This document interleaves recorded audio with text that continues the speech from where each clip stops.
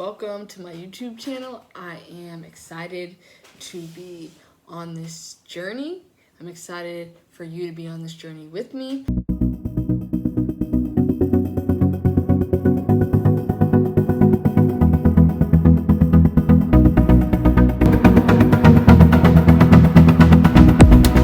My goal in this mini-series is to shine a light on the work that I've done to get to my present self. So I had to free myself from some things. And by free, I mean release and let go of some things so that I can walk in my light. I can walk in my truth. I can be myself and be comfortable being me. And I haven't always been able to do that. So that's why I'm excited to share with you and take you on this journey with me, because once you let go and free yourself from those things, you will you may have your own things, but I have some things that I had to free myself from. And once I was able to do that, it has been truly amazing. I have experienced paradise on earth. And paradise on earth, I mean within my body, mind, and soul. That I have felt absolutely amazing because I am walking in my truth, not anyone else's. I'm not trying to do what other people are trying to do. I'm just so comfortable being me that it feels like paradise on earth. And I want that for you, and I want that for anyone that comes across this channel and is looking to walk in their truth. With it being Sexual Assault Awareness Month, I think that it's important for me to use my voice to tell a story that I've kept near and dear because I felt like it was personal. Well, it is personal, and I didn't want to tell anybody, but I feel like where I'm at in my life, where I'm just living my truth and being me and living my life unapologetically, I feel like I have something to say, and I feel like what I have to say can help someone else. So that's why I wanted to drop this video, especially during Sexual Assault Awareness Month, because this was freeing myself from the trauma of being raped was the first step in me getting closer to my goal of living in my truth and being comfortable being me. So no better time than to use my voice to tell my story during a month dedicated to just allowing a space to talk about sexual assault. So here's my story. Back when I was in high school, I was about 16 years old. I think it was like sophomore spring. I was in the computer lab working on some homework, just chilling after school like a normal, regular day. And one of my peers came in the computer lab. And at the time, we have had relations in the past. But that day, I just didn't feel like it. I just didn't want to. So I was just like, yeah, nah, I'm not really trying to do that today. So, yeah. When I tried to leave, he, blocked the door. So I'm just like, yo, I'm not really trying to do this today, so can you stop playing? I thought he was kidding. I thought it was joking around, and but he wasn't kidding. He wasn't trying to let me leave. He was trying to get what he was trying to get, and I'm like, okay. So there's another door. Tried to go over there, kind of blocked me from getting out. And again, I'm thinking that this is all kitty joke, but soon I found it was not kitty joke, because what happened was that day I was sexually assaulted. I remember the whole time I was just pleading, saying no, stop, please, stop, I'm not trying to do this, all right, I told you no, you still going, please, stop. And I was being serious. I was saying no and the whole nine, and he just kept going. And I remember when I finally got up and got away, I got up and I wasn't sad. wasn't angry. I didn't cry, but I know that I did feel some type of way, but I didn't know really what to feel. I just remember getting up and saying, I'm never talking to guys again. And from that day, I started changing up my lifestyle and the things that I was doing. I started dressing more masculine. I started trying to talk to girls. And that was really hard for me at that time because I didn't tell anybody what happened to me. I just let it happen and never spoke about it for 4 years. So I was doing all these things, changing the way I dress. People ask me, what's wrong? Like, what happened? Or why you all of a sudden doing this? And I didn't have any answers for anyone because I didn't want to tell anyone what happened because, one, I felt like it was a consequence. And I do want to let you know that if something happens to you and you are feeling like, especially when it comes to rape or sexual assault, it is not your fault. You are not alone in this, and that you did not deserve what happened to you. And for a long time, I just charged it to the game. I just kind of was like, oh, I was out here doing stuff I wasn't supposed to be doing, so that's what happens. And that was the attitude that I had. And that's no way to handle sexual assault. I just kind of saw it as just, well, and I had to finally, when I came to terms with it, and 4 years later, I told my therapist, she let me know that it wasn't my fault and that I wasn't alone and that what happened to me I didn't deserve, and it wasn't a consequence of anything that I did. And I think that was definitely, when I told my therapist, it was a step in the right direction for me because I was finally able to release and let some things go off, let a weight just off my shoulders because I was so just in a place where I was just, anytime I felt down, anytime things wasn't going my way, I would just blame, because I would just put internally, I would just say, oh, because that happened to me, this has happened to me, now this has happened to me, and things are just not going my way. And at the time, this happened, like I said, in high school. So I had done graduated high school.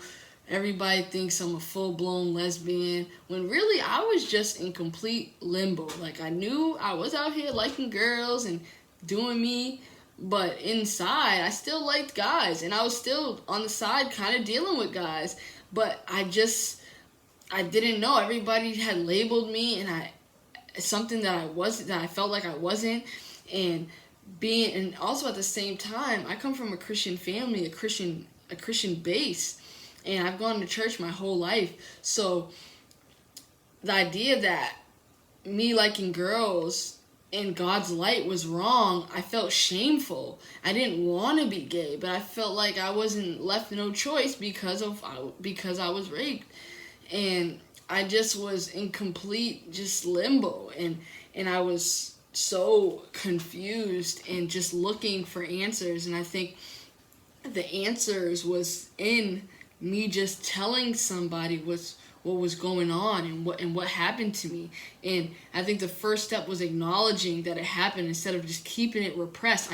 Once it happened, I just put it so far behind me and just forgot about it and just moved on with life. I didn't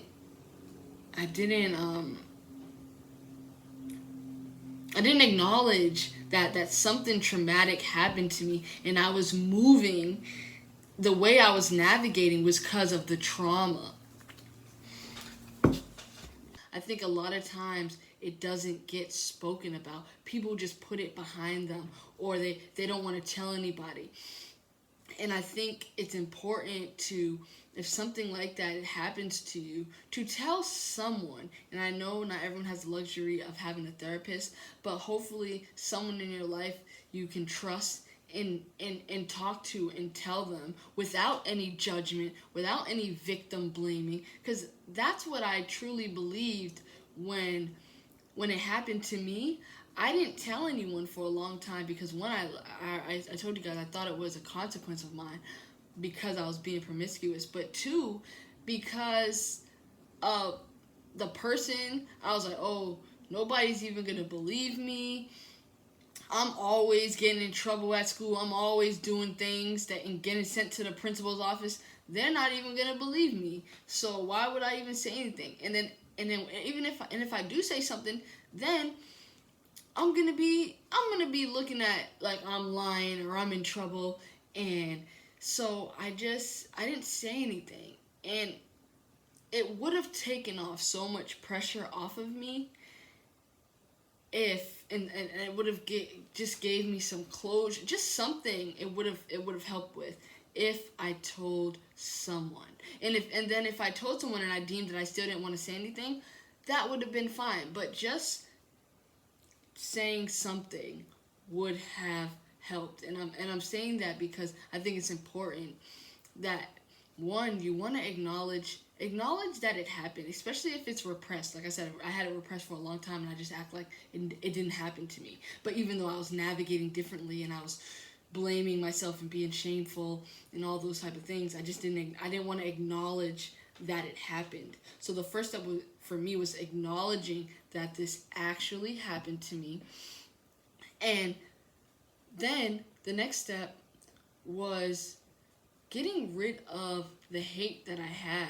I felt like I was letting it consume me because I was harboring so much hate towards him that I was just always it had power over me, and I wanted to rid myself of having that situation consume me, because I let it have power over me one time. He had power over me one time, but I didn't want that to continue. I didn't want to associate or that with anything regarding my body in my life. So what I did was I had to change my perspective. I had to allow myself to see that I'm no longer letting this consume me. I'm not blaming it for me being gay. That I was created the way I was created, and I was gonna be gay regardless if I wasn't raped. I was gonna be gay. Also, I had to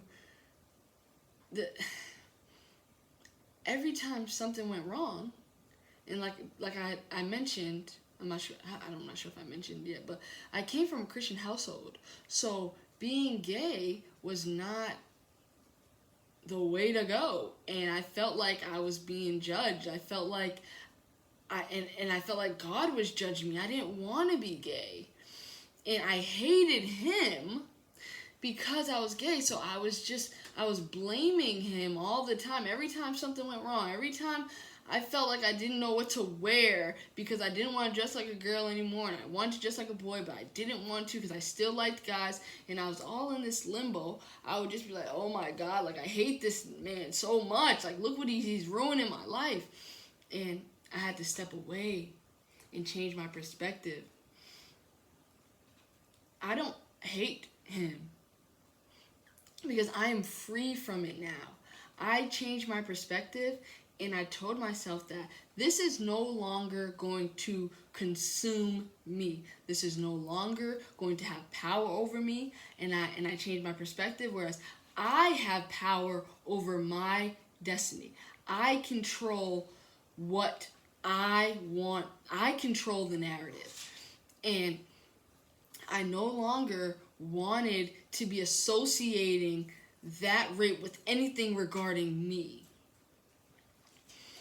And once I was able to do that, that was again a next step where weight was lifted off. I was comfortable, I'm gay because I want to be, because I like women.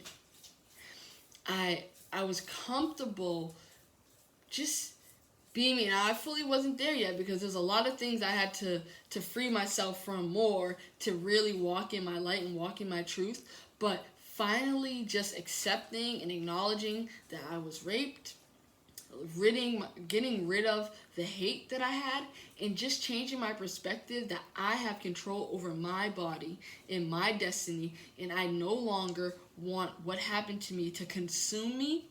Once I was able to do that, I was free from that trauma. It no longer bothers me. I no longer need to bring it up when I'm down, because my new life and my walk in my light, this is just in the past, and I have put it behind me. And I now am telling this story so that if you are struggling or dealing with something like this, know that you can still walk in your truth. You can still be comfortable being you. And with the proper resources and the proper help and the proper people around you, you can get through this. And I'm not sharing this story for clout. I'm not sharing this story because I want people to feel bad for me. I'm not sharing this story to make nobody look bad. I'm not sharing this story because I'm trying to get YouTube famous. No, it's none of that. I'm sharing this story that I haven't told really much people because, one, I want to be able to use my voice to help others. And if on this journey I was able to free myself from something like this that is hard, very hard to do, then I'm hoping that maybe it resonates with somebody, or maybe they watch this and they're like, oh my God, like I can make that change. So I'm sharing this because with hopes that somebody's taking something from this and in the steps in the right direction to better figure out themselves and live in their truth, and understand that just because that happened to you, it doesn't have to consume you, and it doesn't have power over you. So you might be asking yourself, how can I do this? And I want you to be patient with yourself. Be patient with the process. Be patient with your body. Dealing with trauma is not a sprint. It's a marathon. It is a journey, and it takes time. So my advice to you is listen to your body. And you may not be ready to deal with it right now, and that's okay. But once you are fed up enough and you have finally had your wit's end with however you've been dealing with it, and every individual is going to be different, but when you have reached your limit and you are fed up enough, you will start to make the changes to move in the right direction. I appreciate that you've taken the time to hear me out. And please, if this resonated with you, or you feel as though you're ready to step in the right direction towards walking in your truth, let me know in the comments.